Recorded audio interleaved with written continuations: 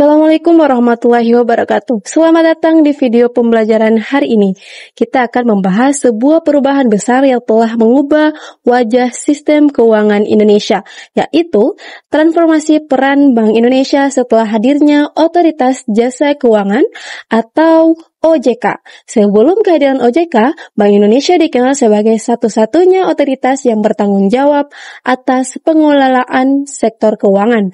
Dari menjaga stabilitas moneter hingga mengawasi perbankan, semuanya berada di bawah kendali Bank Indonesia. Namun, setelah OJK dibentuk pada tahun 2011, terjadi perubahan besar dalam pembagian tugas dan tanggung jawab. Transformasi ini dilakukan dengan tujuan untuk meningkatkan efektivitas dan efisiensi dalam mengelola sistem keuangan yang semakin kompleks. Namun, perubahan ini juga memunculkan sebuah pernyataan. Mengapa Bank Indonesia menyerahkan sebagian perannya? Apakah langkah-langkah ini berhasil meningkatkan stabilitas keuangan? Bagaimana koordinasi antara kedua lembaga ini dilakukan? Melalui video ini kita akan menjawab pertanyaan tersebut dan membahas bagaimana transformasi ini berdampak pada stabilitas keuangan di Indonesia. Tapi sebelum itu, mari kita pahami terlebih dahulu apa itu Bank Indonesia dan peran utamanya. Bank Indonesia atau yang sering disingkat dengan BI adalah Bank Sentral Republik Indonesia. Bank BI merupakan lembaga independen yang memiliki tugas utama menjaga stabilitas ekonomi melalui pengelolaan moneter, sistem pembayaran, dan stabilitas sistem keuangan. Sejarah Bank Indonesia dimulai sejak kemerdekaan Indonesia ketika pemerintah mengambil ahli D. Java C. Bank pada tahun 1953. Sejak saat itu, Bank Indonesia menjadi pilar utama dalam menjaga stabilitas ekonomi dan keuangan negara. Tugas utama Bank Indonesia terbagi dalam berbagai bidang, yaitu yang pertama, menjaga stabilitas moneter.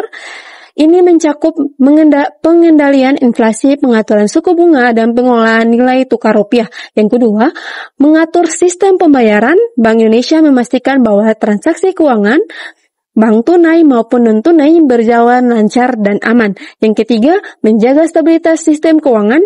Peran ini mencakup pemantauan risiko sistemik dan memastikan sektor keuangan tetap sehat. Namun, sejak tahun 2011, peran Bank Indonesia mengalami perubahan besar setelah membentuk OJK. Fungsi pengawasan sektor jasa keuangan yang sebelumnya dipegang BI kini dialihkan ke OJK. Perubahan ini memungkinkan BI lebih fokus pada tugas utamanya sebagai bank sentral. Mari kita lanjutkan untuk membahas lebih dalam tentang informasi ini. Sebelum kehadiran OJK, peran Bank Indonesia sangat luas. Sebagai bank sentral, Bank Indonesia memiliki 3 tugas utama, yaitu yang pertama, menjaga stabilitas moneter. Ini berarti Bank Indonesia bertugas mengelola inflasi, mengatur suku bunga, dan menjaga stabilitas nilai tukar rupiah. Yang kedua, mengatur dan mengawasi perbankan. Bank Indonesia bertanggung jawab memastikan bank-bank di Indonesia beroperasi dengan baik, sehat, dan mematuhi aturan yang berlaku. Yang ketiga, menjaga stabilitas sistem keuangan. Tugas ini mencakup memastikan bahwa sistem keuangan secara keseluruhan tetap stabil dan mampu menghadapi tekanan baik dari dalam maupun luar negeri. Namun, cakupan tugas yang begitu luas ini menimbulkan tantangan sistem keuangan yang semakin kompleks, membutuhkan pengawasan yang lebih terfokus dan terintegrasi. Inilah alasan utama dibentuknya OJK. Setelah hadirnya OJK, peran Bank Indonesia berubah. Bank Indonesia kini fokus pada stabilitas moneter dan sistem pembayaran, sementara fungsi pengawasan sektor jasa keuangan termasuk perbankan dialihkan ke OJK. Pembagian tugas ini memungkinkan kedua lembaga ini lebih fokus pada tanggung jawab masing-masing sehingga diharapkan dapat menciptakan sistem keuangan yang lebih kuat dan efektif. OJK atau Otoritas Jasa Keuangan adalah lembaga independen yang didirikan berdasarkan Undang-Undang Nomor 21 Tahun 2011. Tujuan utama pembentukan OJK adalah untuk mengintegritaskan pengawasan sektor keuangan yang sebelumnya tersebar di berbagai lembaga. Sebelum OJK, pengawasan perbankan dilakukan oleh Bank Indonesia, sementara pasar modal dan lembaga keuangan non-bank diawasi oleh Bapepam LK. Namun, model ini memiliki kelemahan, terutama dalam hal koordinasi antara lembaga. Dengan hadirnya OJK, semua pengawasan sektor jasa keuangan mulai dari perbankan, pasar, modal, asuransi, hingga lembaga keuangan non-bank berada di bawah satu atap. OJK tidak hanya bertugas melakukan pengawasan, tetapi juga melindungi konsumen jasa keuangan dan mendukung stabilitas sistem keuangan. Untuk menjalankan tugasnya, OJK bekerjasama dengan Bank Indonesia, Kementerian Keuangan, dan lembaga penjamin simpanan LPS dan forum koordinasi yang disebut FKK-SSK. Namun, apa saja tantangan yang dihadapi oleh OJK sebagai lembaga baru dan bagaimana dampaknya terhadap peran Bank Indonesia? Mari kita bahas lebih lanjut. Setelah OJK mengambil alih pengawasan sektor jasa keuangan, Bank Indonesia dapat lebih fokus pada tugas utamanya, yaitu kebijakan moneter. Kebijakan moneter adalah langkah-langkah yang diambil Bank Indonesia untuk mengendalikan inflasi, menjaga nilai tukar rupiah, dan memastikan pertukaran ekonomi yang berkelanjutan. Sebagai contoh, jika inflasi terlalu tinggi, Bank Indonesia dapat menaikkan suku bunga untuk mengurangi konsumsi dan menstabilitaskan harga. Sebaliknya, jika ekonomi melambat, Bank Indonesia dapat menurunkan suku bunga untuk mendorong investasi dan pertumbuhan. Selain itu, Bank Indonesia juga bertugas mengelola cadangan devisa negara dan memastikan sistem pembayaran tetap berjalan lancar. Dengan fokus yang lebih tajam pada kebijakan moneter, Bank Indonesia diharapkan dapat lebih efektif dalam menjaga stabilitas ekonomi nasional. Fungsi pengawasan perbankan adalah salah satu tugas yang dialihkan dari Bank Indonesia ke OJK. Pengawasan ini mencakup banyak hal, seperti yang pertama, memastikan bank-bank beroperasi sesuai dengan prinsip kehati-hatian. Yang kedua, menjamin perlindungan nasabah dari risiko yang mungkin timbul. Yang ketiga, mencegah terjadinya krisis dalam sistem perbankan. Proses transfer fungsi ini dilakukan secara bertahap untuk memastikan transisi berjalan lancar tanpa mengganggu operasional sektor perbankan. Namun, hal ini mungkin tanpa tantangan. Salah satu tantangan utama adalah memastikan bahwa OJK memiliki kapasitas yang memadai untuk mengambil alih tugas besar ini. Meskipun demikian, keberhasilan pengawasan oleh OJK sangat penting untuk menjaga stabilitas sistem keuangan secara keseluruhan. Bank Indonesia dan OJK memiliki tugas yang berbeda, tetapi keduanya harus bekerja sama untuk menjaga stabilitas keuangan nasional. Salah satu mekanisme kerjasama adalah melalui Forum Koordinasi Stabilitas Sistem Keuangan atau FKK-SKK. FKSSK adalah forum yang melibatkan Bank Indonesia, OJK, Kementerian Keuangan, dan LPS. Forum ini bertujuan untuk yang pertama, membahas isu-isu stabilitas keuangan. Yang kedua, membuat kebijakan bersama untuk menghadapi tantangan ekonomi. Yang ketiga, mengelola krisis jika terjadi gangguan besar dalam sistem keuangan.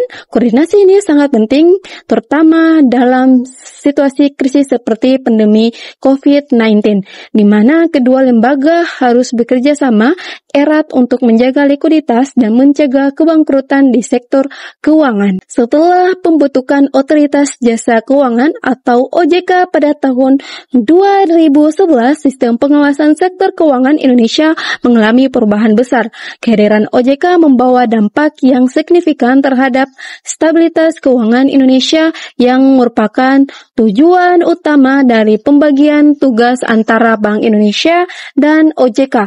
Dalam narasi ini, kita akan membahas bagaimana perubahan ini memengaruhi stabilitas keuangan secara keseluruhan.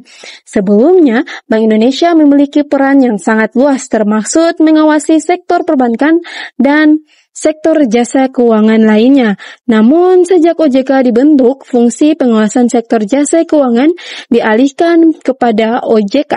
Bank Indonesia kini lebih fokus pada peran utamanya sebagai bank sentral yang bertanggung jawab menjaga stabilitas moneter dan mengatur kebijakan moneter. Dalam konteks ini, mari kita lihat beberapa dampak dari transformasi peran ini terhadap stabilitas keuangan Indonesia. Yang pertama, penguatan pengawasan sektor keuangan. Salah satu dampak terbesar dari pembentukan OJK adalah penguatan pengawasan sektor keuangan secara keseluruhan. Sebelum adanya OJK, pengawasan sektor perbankan dilakukan oleh Bank Indonesia, sementara sektor pasar modal dan lembaga keuangan non-bank diatur oleh Bapepam LK.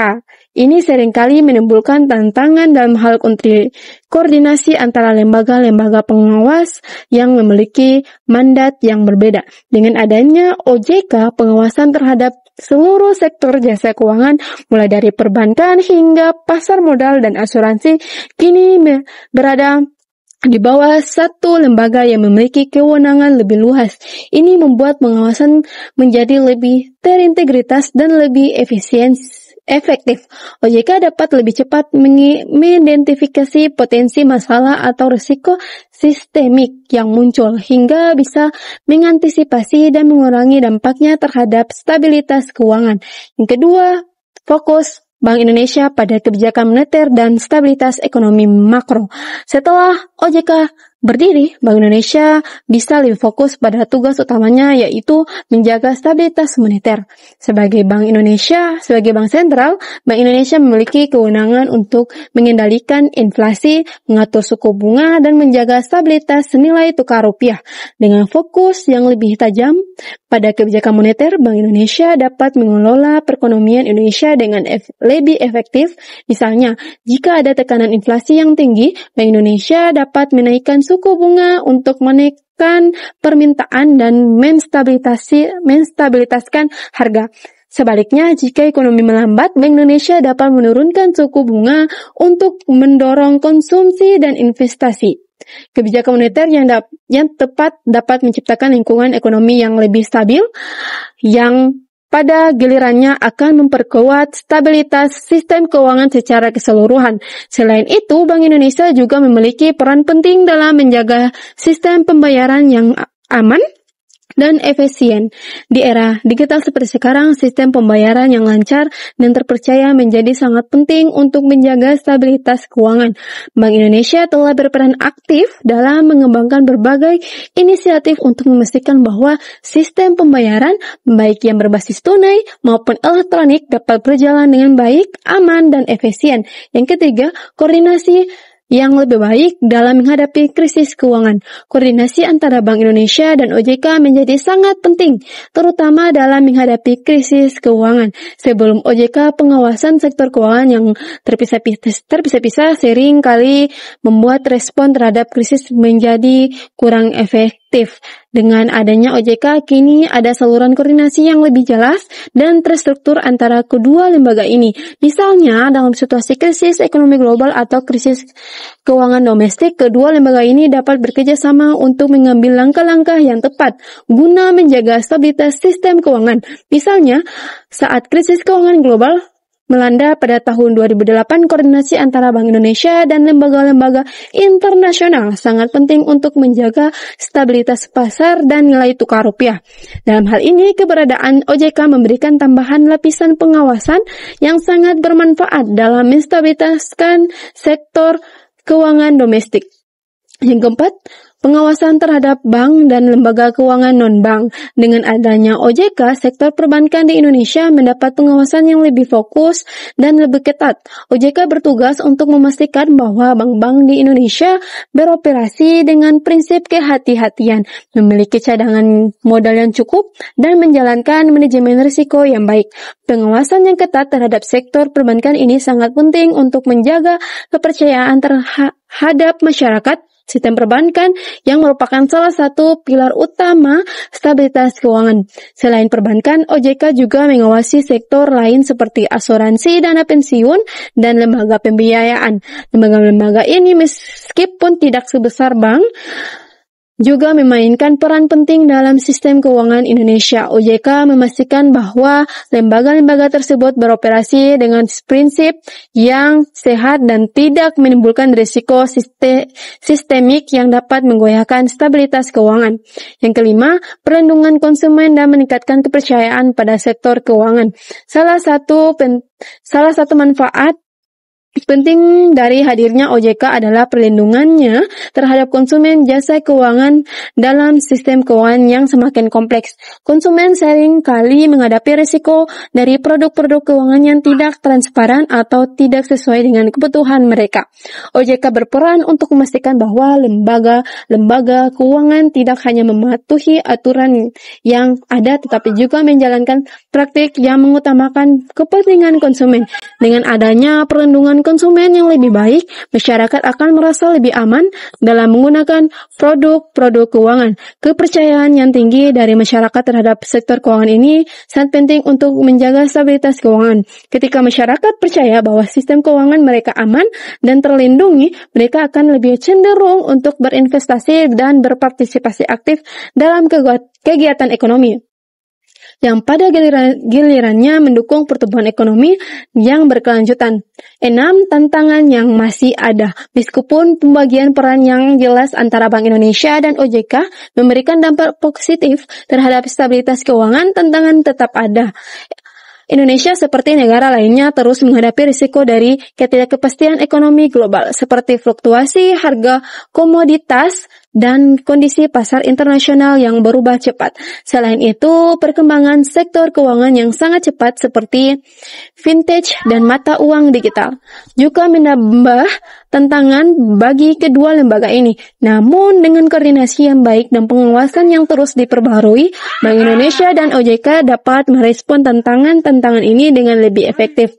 Kerjasama yang erat antara kedua lembaga ini bersama dengan lembaga-lembaga terkait lainnya akan menjadi kunci untuk menjaga stabilitas keuangan Indonesia. Setelah pembagian peran yang lebih jelas antara Bank Indonesia atau BI dan Otoritas Jasa Keuangan atau yang disebut dengan OJK, pasca pembentukan OJK pada tahun 2011, Indonesia menghadapi banyak perubahan signifikan dalam sistem pengawasan sektor keuangan. Meskipun transformasi ini membawa sejumlah manfaat seperti peningkatan efisiensi dan efektivitas dalam pengawasan, perubahan ini juga membawa tantangan baru. Namun di balik tantangan tersebut terdapat berbagai peluang yang dapat dimanfaatkan untuk memperkuat stabilitas dan pertumbuhan sektor keuangan Indonesia. Mari kita bahas lebih mendalam mengenai tantangan dan peluang yang muncul pasca transformasi ini. Tantangan pasca transformasi yang pertama, koordinasi antara Bank Indonesia dan OJK. Salah satu tantangan terbesar pasca transformasi adalah bagaimana menjaga koordinasi yang efektif antara Bank Indonesia dan OJK. Meskipun masing-masing lembaga memiliki mandat dan tugas yang jelas, Bank BI maupun OJK tetap memiliki kepentingan yang saling terkait dalam menjaga stabilitas sistem keuangan. Bank Indonesia bertugas mengatur kebijakan moneter dan stabilitas sistem pembayaran, sementara OJK menguasai sektor keuangan termasuk perbankan, pasar, modal, dan lembaga keuangan non-bank. Tantangan muncul ketika kedua lembaga ini harus berkoordinasi dalam merespon krisis atau perubahan ekonomi yang cepat. Misalnya dalam situasi krisis ekonomi global atau gangguan dalam sistem keuangan domestik, kedua lembaga ini perlu bekerjasama untuk mengidentifikasi dan mengatasi potensi risiko yang dapat menguncang stabilitas keuangan. Tanpa koordinasi yang baik, kebijakan yang diambil oleh masing-masing lembaga bisa saling bertentangan dan memperburuk kondisi yang ada. Yang kedua, peningkatan risiko sistemik dari sektor keuangan non-bank sebelum pembentukan OJK. Sektor keuangan non-bank seperti perubahan asuransi, dana pensiun, dan lembaga pembiayaan lainnya tidak termasuk perhatian yang cukup dalam hal pengawasan.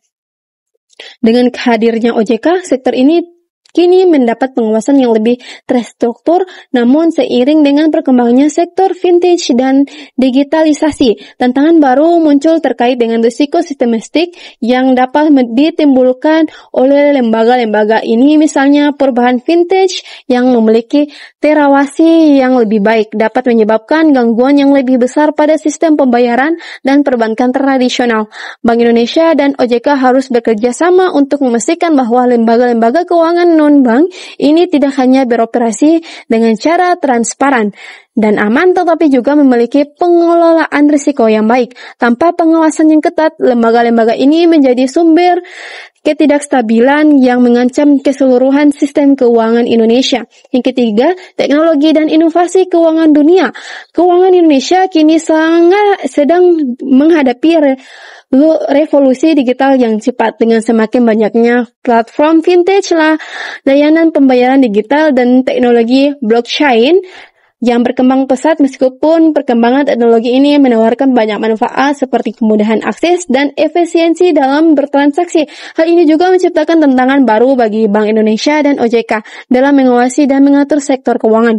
Bank Indonesia harus memastikan bahwa sistem pembayaran digital berkembang tidak menimbulkan risiko bagi stabilitas moneter dan sistem pembayaran. Di sisi lain, OJK perlu memperkuat pengawasan terhadap sektor vintage untuk memastikan bahwa mereka mematuhi prinsip-prinsip kehati-hatian, transparansi, dan melindungi konsumen.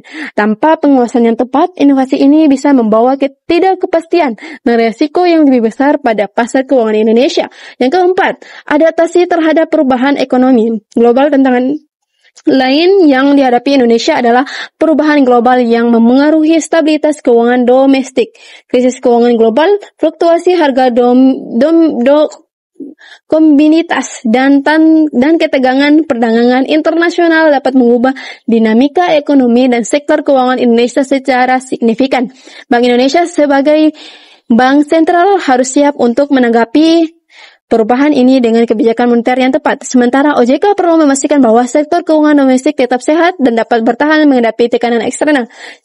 Krisis global seperti yang terjadi pada 2008 menunjukkan betapa rentannya sistem keuangan terhadap guncangan eksternal. Bank Indonesia dan OJK harus terus beradaptasi dengan dinamika ekonomi global untuk menjaga stabilitas keuangan Indonesia di tengah ketidakpastian global.